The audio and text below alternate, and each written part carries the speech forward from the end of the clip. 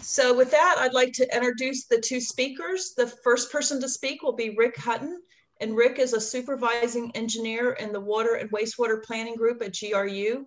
He's been involved in water resources, water supply, and water and wastewater treatment business for 30 years, and has been at GRU for 17 years. He was part of the Sweetwater Wetlands design team, and I had the great pleasure of working with him on the Sweetwater Wetlands project.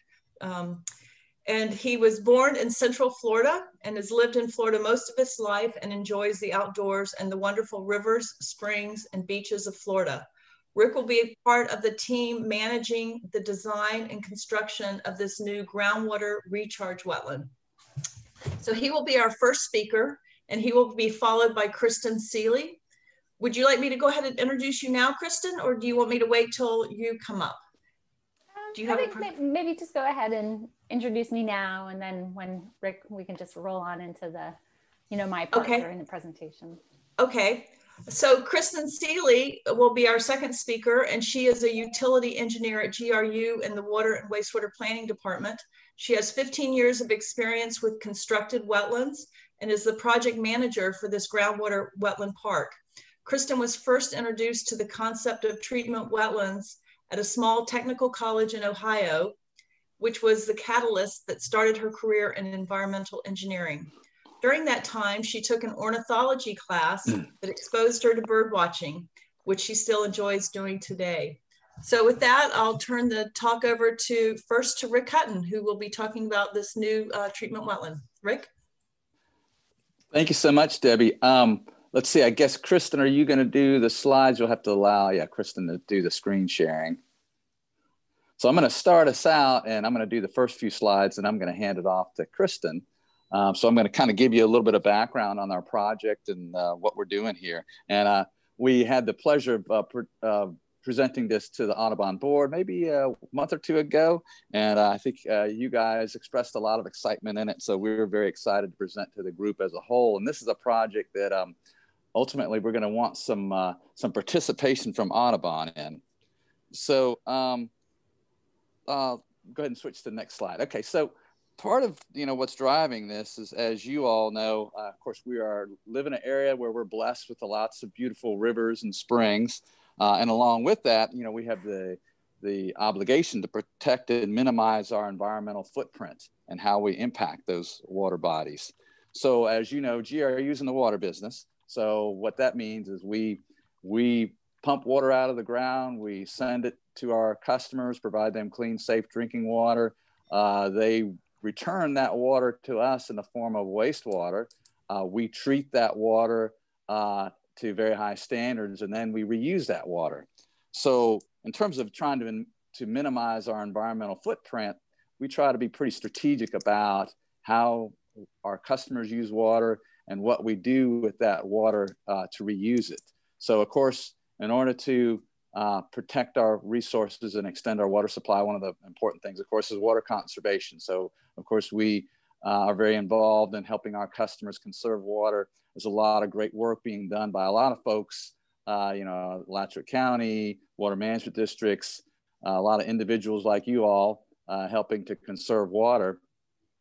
But then, of course, water reuse, when we get that water back, when I started this business, probably, I'm kind of aging myself, 30 years ago, the name of the game with once you treat wastewater, you would try to find where can you put it to have the least environmental harm. Well, nowadays we can't afford to do that anymore. We need to reuse that water. We need to do that so that we can protect our water resources. And so how do we reuse water? So one way is through using reclaimed water or water reuse or reclaimed water for irrigation in place of groundwater. And so we have some of the neighborhoods, particularly out in the western area, have reclaimed water for irrigation, some of the areas in Hale Plantation and Oakmont.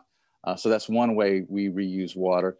The other way is through environmental restoration. And so Sweetwater Wetlands Project actually is an environmental restoration project where we're able to take both stormwater and wastewater, treat that to very high standards and use that to help restore the natural flow out onto Paynes Prairie.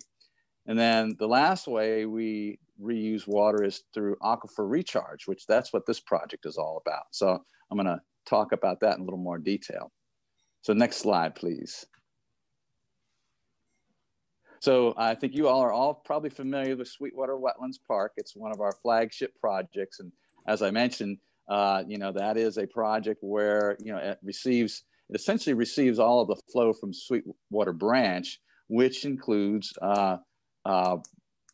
reclaimed water from the Main Street plant as well as stormwater, and use natural wetland processes to get the nutrient levels down to very low levels before that sheet flows out onto the prairie, which helps to restore some of that natural water balance that has been lost due to other man-made activities.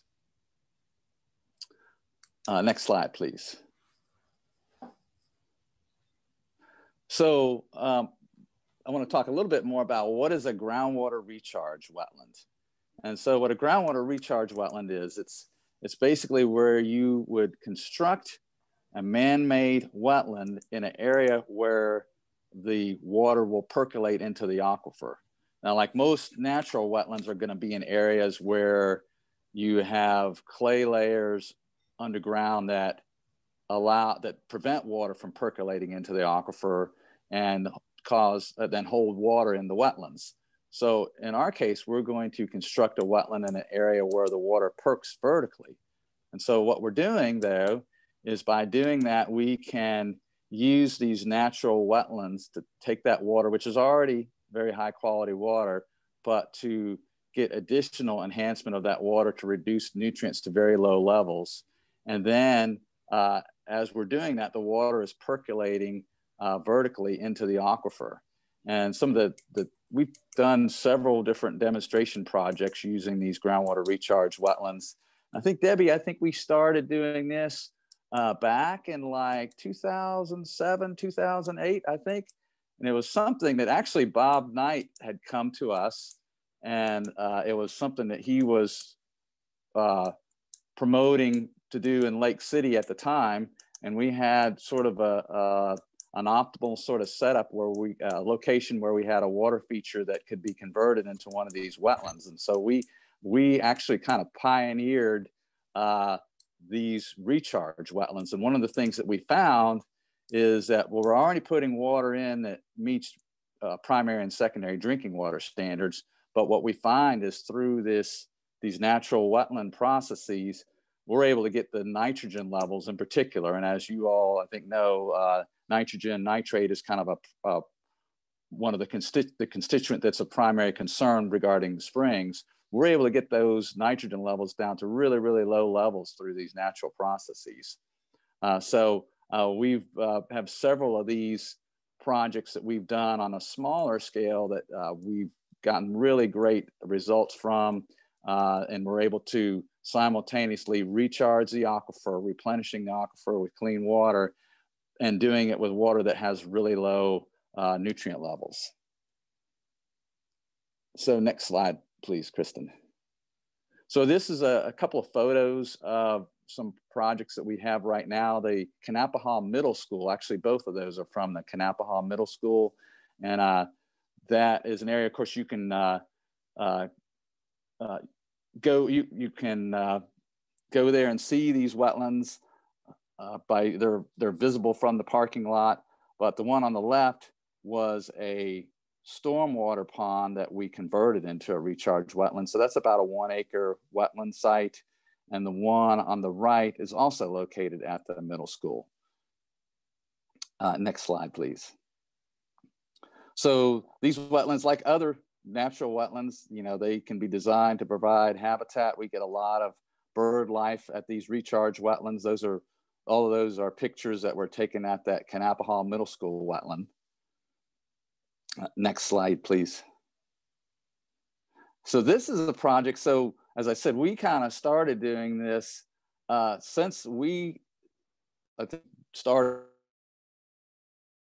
high rate recharge wetlands. There's been several other communities that have done these types of projects throughout the state. And one of the projects is the Ocala Wetland Recharge Park. And they just recently completed that project. That photo was pretty recent. I think they're still The plants still haven't quite grown in yet for that project, but what's really neat about that project is it is about the same size as the project that we are working on right now. So those other pictures I showed you, those are on the on the order of 1 or 2 acres. The Ocala project, that's a 60-acre site, which has 33 acres of wetlands, and will have about 3 to 5 million gallons per day of aquifer recharge. And that's a project that they're doing to help restore flows to Silver Springs. So our project, which I don't want to steal Kristen's thunder, but our project is around the same size as that one. So similar scale. Next slide, please. And I think this is where I'm going to hand off to Kristen to give you a little more of the details of our project. Yeah, thank you, Rick. We're excited to be here. Thank you for having us, and we're excited to share this project with you. So Rick gave a really great background of kind of how this project, this groundwater recharge wetland park, fits into our community's water resource strategy. And so getting into the details of the specifics about this project, it is part of the North Florida Regional Water Supply Plan. It's a project to help support flows at the Santa Fe River and Ichetucknee rivers and their springs. And with that regional benefit, the state, so the Florida Department of Environmental Protection and the Suwanee River Water Management District, they're providing cost share funding for the project. And so right now they have $1 million allocated towards the purchase of the property to site the wetland. And so they are funding partners with us. And looking into the future and looking into the growth of our community, we project that we need this wetland to recharge up to 3 to 5 million gallons per day. The wetland will be built in phases. So the first phase will recharge up to 3 million gallons per day. And then as our community grows and reuse water becomes available to hydrate more wetland area, the site, we want the site to accommodate up to the 5 million gallons per day at build out. We expect the first phase to be about between 15 to 30 acres of wetland area for that 3 million gallons per day. It really depends on how well the soil percolates or infiltrates that water into the ground will dictate, how large the wetland area will be. So we have identified a piece of property to site this wetland. We anticipated, or we needed a property that was 75 to 100 acres in size, and it needed to be on sandy soils in the recharge part of Alachua County. And so the next slide, I think, shows where exactly it is. But we were fortunate enough to find a 75-acre parcel available and on the market. So we have a contract in place to purchase that property. So we've negotiated with the property owner. We've had an appraisal done. We're offering fair market value. And we are currently in a 12-month due diligence process. And so before we actually purchase the property, we want to make sure that we can use the site for a wetland and that the site is suitable to site one of these recharge wetlands.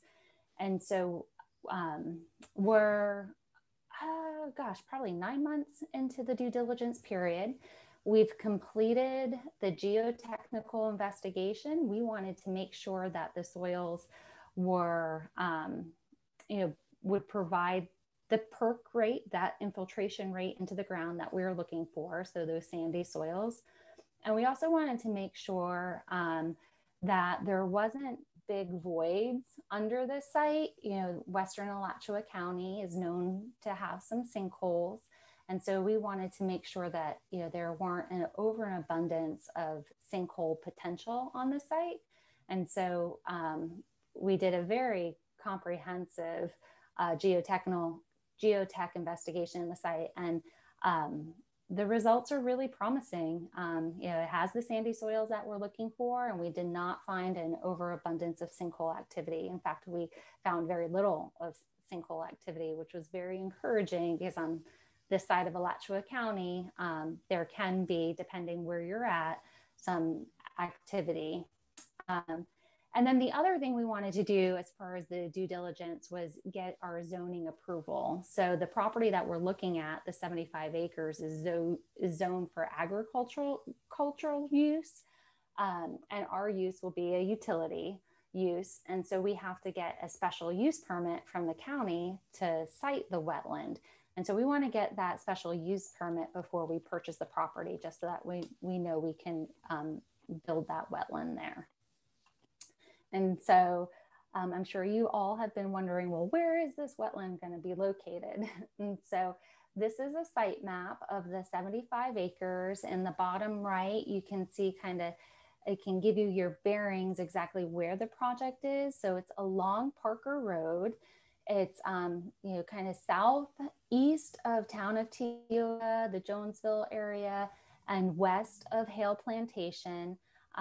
The purple pipes with the loop, that's the Oakmont subdivision, if you're familiar with that part of town.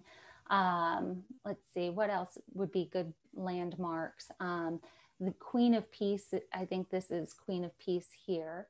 Oh, and Diamon Sports Park is immediately south of the 75 acres. And Diamond Sports Park is actually owned by the school board of Alachua County. And in the future, I think they have plans for that site to be a future high school, which is really kind of neat. I think that there could be some really good synergy between the high school and maybe the wetland, and kind of fostering the next generation of natural resource professionals. And then the parcel across the street, southeast, that is where a new elementary school is currently being built. And so that is definitely within walking distance of the 75 acres.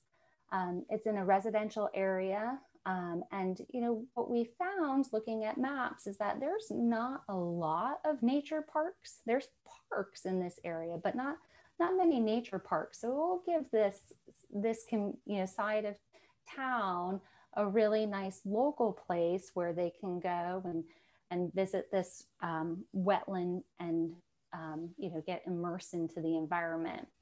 The 75 acres has historically been farmed. And so we have aerial photography going back, I think, to the 50s. And so over the years, it's been used for multiple different types of farming purposes. It's had row crops on it. It's been full of planted pines. There are some planted pines to the south here on the property currently. It was grazing land, and now it's currently in a state of kind of successional grazing land with some trees on it, but not a ton of like valuable trees, if you will, like a lot of laurel oaks and water oaks and such like that. There are some really nice oaks along some of the fence lines that we'll preserve during the design of the project.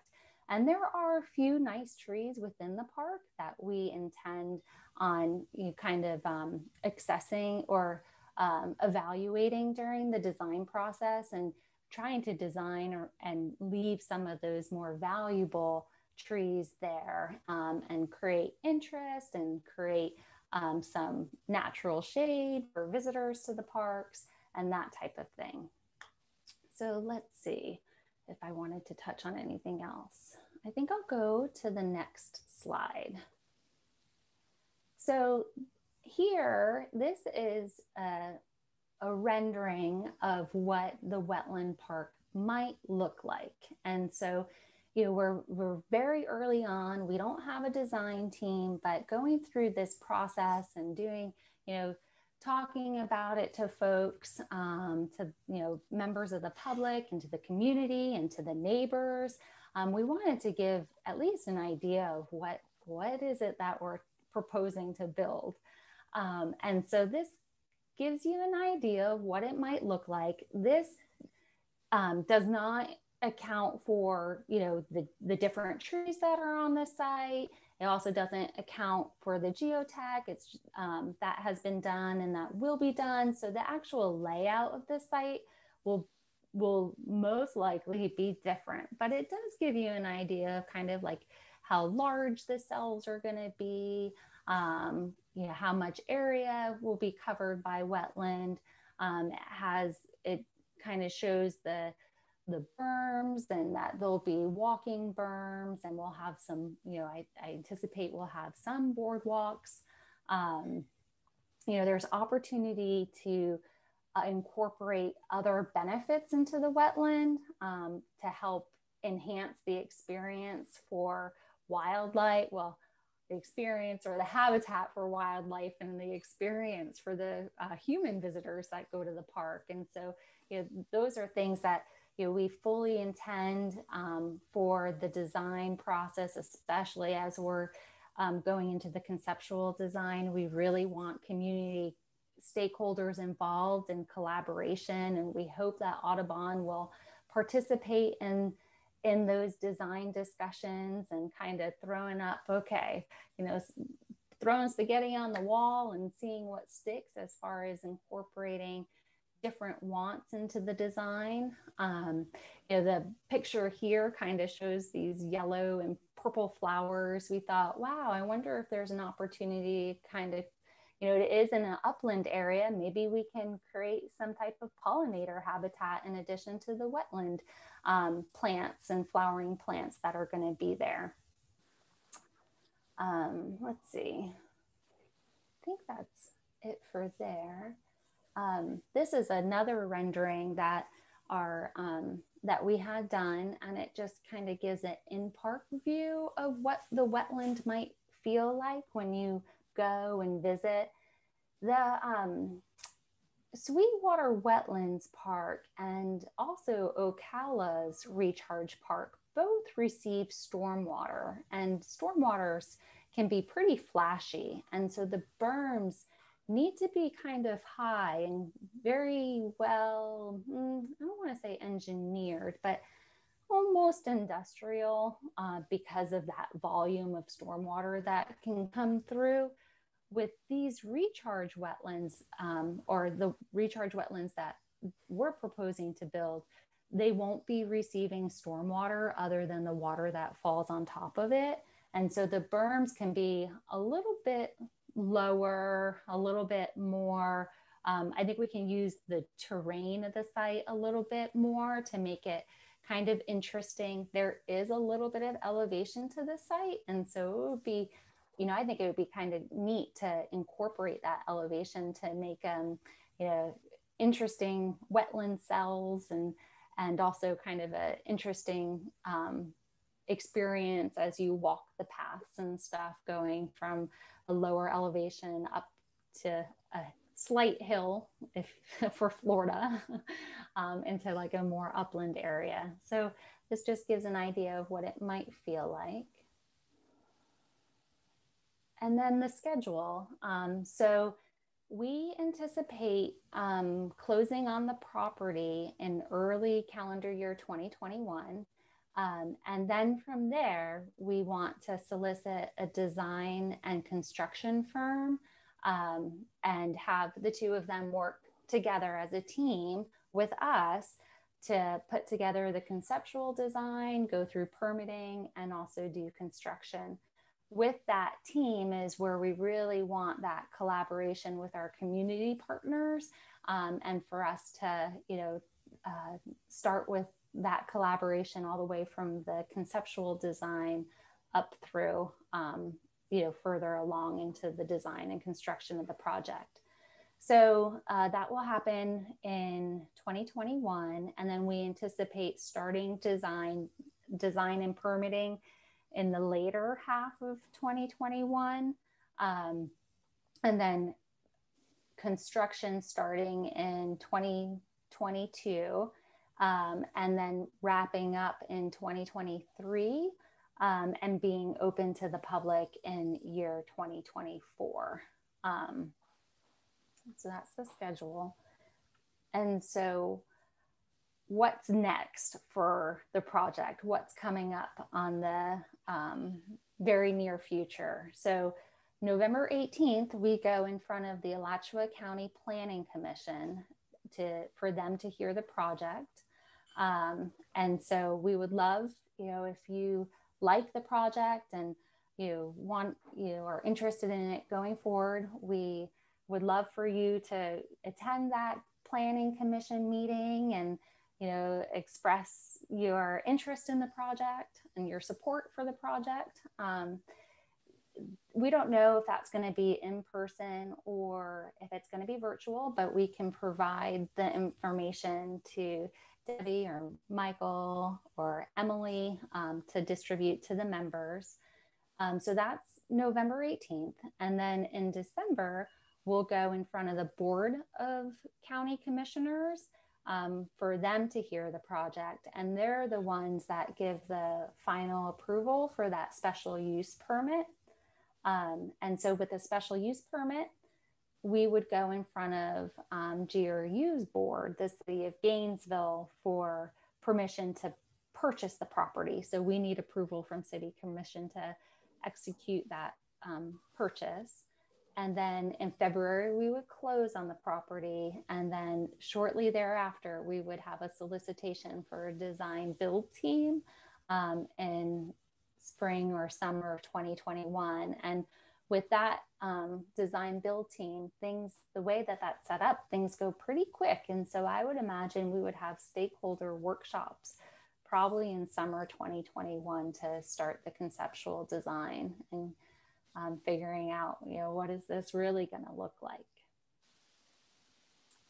And then if you're interested in finding out more, we have a fact sheet posted on our website at gru.com/rechargewetland. Has, I think, a little bit more information. I think we've covered just about everything.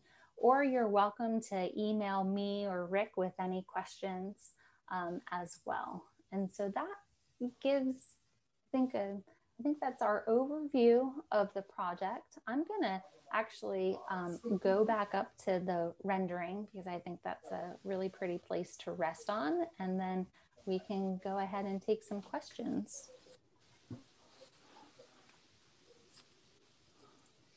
Great, yeah, we do have quite a number of very good questions and lots of time to ask them, so that's good. All right, we'll start with, might as well start from the top. Joyce Pearson, now I look at that, that could also be Pearson, asks, how will you manage invasive plant growth over time? So what we do at our other recharge wetlands is we found that having a company who specializes in aquatic vegetation help GRU manage those wetlands has been very helpful. We don't anticipate a lot of invasive species just because there's not a seed bank there for those species.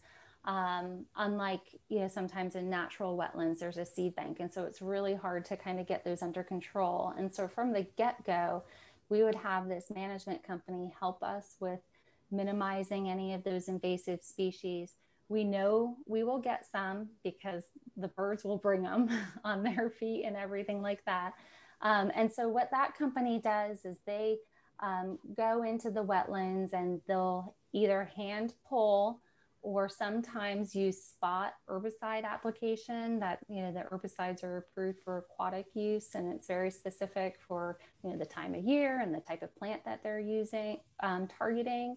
But I think, I think the key that we've learned is staying on top of those plants from the get-go and trying to get those native species established thick and healthy to minimize invasives. Sweetwater's had a challenge of keeping hold of their plants that they want to have there. I mean, their things are got out of control on them. So, yeah, I understand those challenges for sure. Yeah, we have had those. Of course, at Sweetwater, we've got a significant seed bank, plus more comes down from Sweetwater branch. And Yeah. I think one of the things we've had to do is, I think we've recently done a new contract with a management company to sort of help us stay more, as Kristen said, you got to stay on top of it, because if you wait for it to get kind of out of hand, exactly. It's a lot more difficult to get it back. Yeah, well, that's good to hear. It was it kind of got overgrown and was forcing out some of the better bird areas, but still a wonderful park. Emily Schwartz asks if you have an idea of how much the total cost is going to be. The important questions. So we have planned on a cost of $10 million for construction up to. We may be able to come a little lower than that, but that's essentially the funding request that we've made from the Department of Environmental Protection is for a $10 million construction cost. And as Kristen said, one of the wonderful things about this project is half of it would be funded by GRU and our customers, of course, and the other half would be funded by the state. I guess it's a sign of the times that $10 million sounds like a pretty good bargain. It does. Well, Sweetwater was $27.5 million. And yeah, a little larger. So, mm-hmm. Gail Dewsbury asks if this is in Newberry City or if it's in an unincorporated area. The project's in the unincorporated area. It's just outside the urban cluster line. So the urban cluster line is kind of where the county has regulations for more intense development. And so this is just on that outside. It's adjacent to it, just west of the urban cluster line in the unincorporated area. All right, Ellen Toms says the Ocala recharge wetlands has had many problems with sinkhole formation. How reliable are the geotech surveys for predicting sinkholes when you add the weight of water over the landscape to land that is not normally underwater?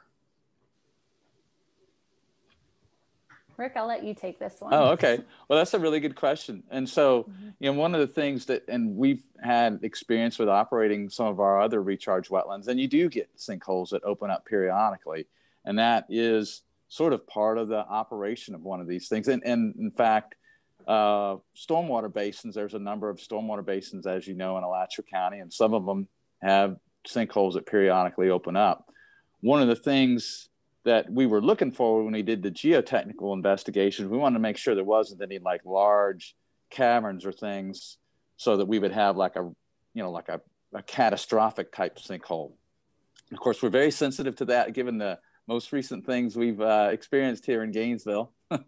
But what we have found, as Kristen had said earlier, is actually the site really has I think there's one area that there's a little bit concerned about that we're probably going to stay away from in terms of building our recharge wetlands. But in general, the site seems to be very stable. And that's not to say that we won't have sinkholes. We will have sinkholes that periodically open up in our operation, but we will expect them to be smaller sinkholes. And the way these systems are designed is that we would have automatic controls on the water flow, so that if a sinkhole opens up, it'll be detected, because it'll be detected and it'll shut off the water flow, and we'll have to shut down that cell, and we will have procedures to go in and fix that sinkhole.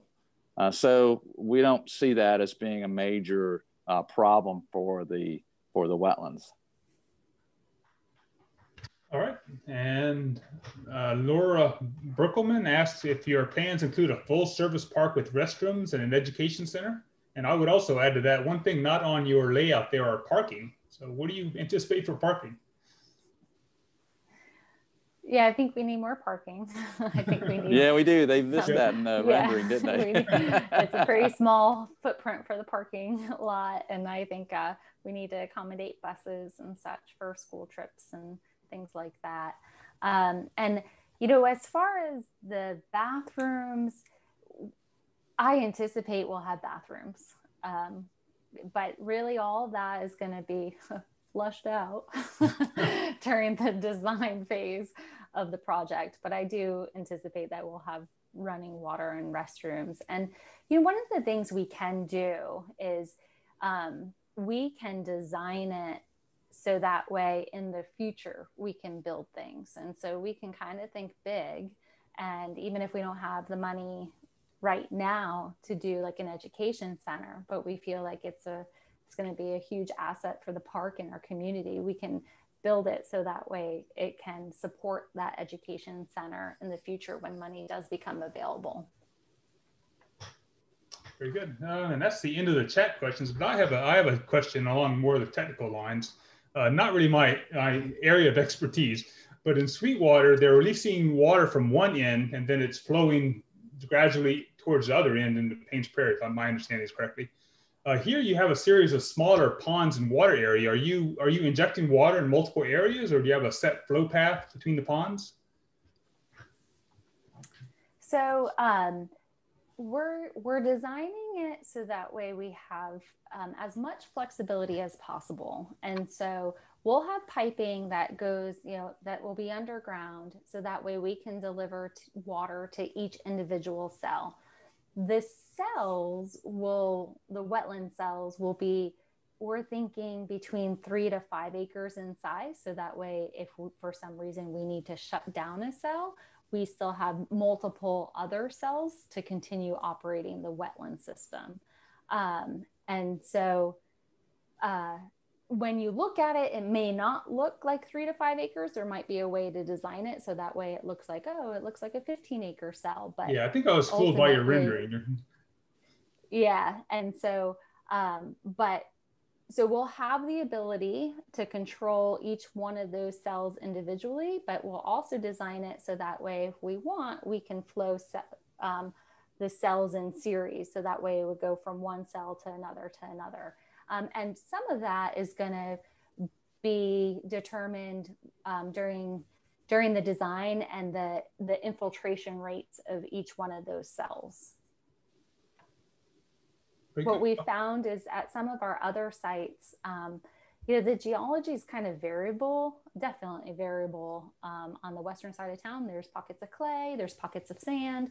And so, you know, one wetland area or cell could have a lot lower perk rate than another wetland cell. And so we, you know, if that's the case, we might want to take water from that really low perk rate cell and have it flow over to another cell that has a little bit higher of a perk rate, you know, get a little bit more resonance time, and then that infiltration at the end. I'd like to mention a few things. One of the wetlands that we haven't talked about is the Lake City recharge wetland. And it's not open to the public, but Alachua Audubon has had field trips there every year, and we would have had one there in December if it wasn't for the pandemic. But it is a recharge wetland like what you're describing here, and similar to the Ocala wetland. And it has 9 cells. And so just like what you mentioned, Kristen, there's the flexibility of moving the water from cell 1 to cell 2 to cell 3 and then infiltrate. But if you need to take cell 1 offline for whatever reason, you can go to cell 2 and then cell 3 and then infiltrate. So there's a lot of flexibility in that. And then the Ocala wetland, so the Lake City wetland has been open for, I think, 3 years. And it's a lovely wetland. So for the audience, when we are able to get our field trips up and running again, that would be a great one to go to see, because since it's not open to the public, there's very limited access to it. But it's full of birds, and it's just a lovely, lovely wetland. The Ocala wetland, which you mentioned, the question about the educational center, the design that the drawing that you put up, Kristen, has a area that is slated for an educational area. It's just what you described, that it's designed in there so that it can be built at a later time when the funding comes available. And one thing I would just mention about the Ocala wetland from a bird perspective is there's been several rare birds that have just been recently seen at the Ocala wetland. There's a white-faced ibis and an ash-throated flycatcher. So that's pretty cool to have these rare birds showing up at that new wetland. Excellent. Yeah, I'll go back to their slide. Let me give.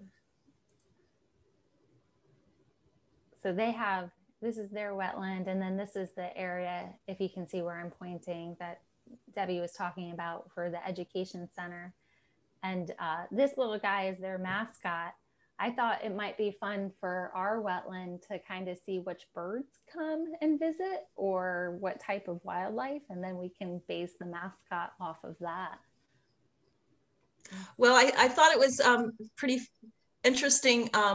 Rachel Slocum, who is the manager of the Ocala Wetland, wrote an article for our newsletter, and she mentioned that she had field trips coming to the Ocala wetland before it was open. And one of her goals was to get people using eBird and posting species on eBird so that when it opened up, the icon for the hotspot there was going to be brighter and have more birds associated with it, because the more birds that are seen on the icon, the brighter the color is. So people looking to go to hotspots will look at that color of the icon. So right when the wetland opened, it was like the number 3 or number 4 site in Marion County with the highest number of bird species.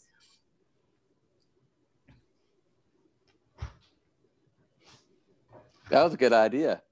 She's great at that. Rachel's great at doing that kind of stuff. Yeah, she community is. outreach. And well, I have a question for you all. Have you come up with an entity or talked to different entities about who might be running this? Like the city of Gainesville is running Sweetwater Wetlands. That's within the city limits.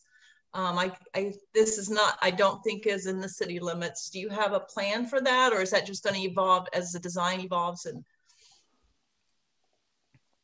I think it's going to evolve, but I think it is one of the things. We've had some initial discussions with Alachua County and the City Parks Department. I mean, one of the things that would prevent the City Parks and Rec Department from running it is it's not in the city. And so, you know, we've just kind of started the discussion on that. So it's kind of too early for them to commit.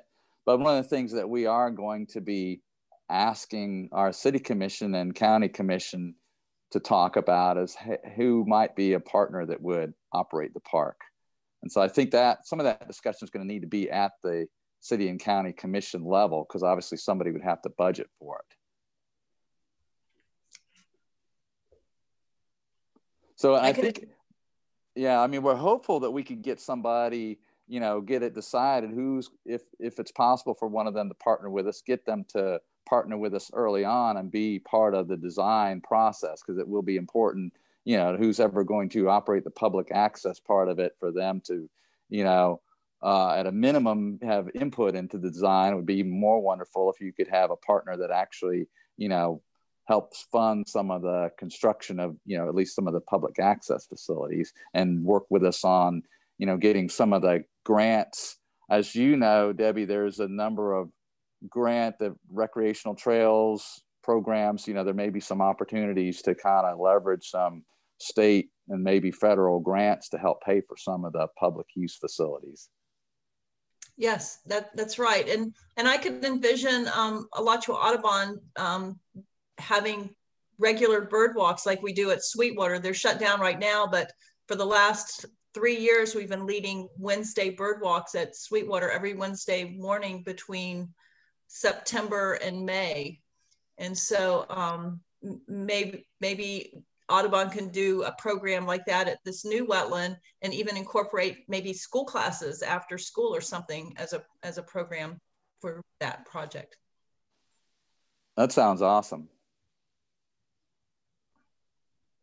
And we do the Birds and Brews through Depot Park in Gainesville too, which is a lot of fun. It involves a brewery. There won't be any breweries close to this one, but there's definitely something we should get involved in. Not the beer side so much as the birds. All right, well, if there aren't any more questions, that kind of brings us to our ending. We all look forward to watching this progress, obviously, and I hope you don't get bogged down in the bureaucracy too much, because we've been seeing some of that lately, which has been unfortunate. Yes, and please send us the information on the planning meetings, the you said that November 18th was the county planning meeting, and then sometime in December was the Alachua County Commission meeting. So that would be good if you could send us that date. Yeah, and so it's November 18th at 6 p.m. and then we'll send you how to attend and join once we have that information. But yes, great. Definitely. And thank you again for having us and letting us present this really great project that we're excited to hear that you all are interested and also excited about the project. We think it's a really good thing for our natural resources and our community. Yes. Well, thank you very much. Thank you so much.